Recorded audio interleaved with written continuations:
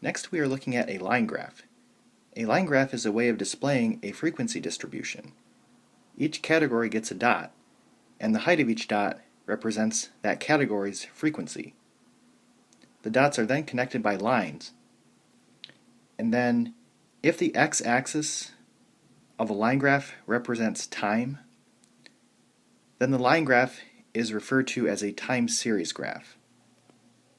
So this is a special case of a line graph. So for this data, we've already created a dot plot, but now they want us to construct a line graph.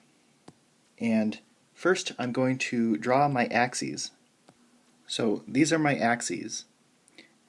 Now each category gets one dot, and the height of each dot represents that category's frequency. So these would be my dots. So this dot here means that the rating of 6 occurs 3 times. Now if we look back at our dot plot, we're basically just taking the top dot off of each of our categories and graphing them.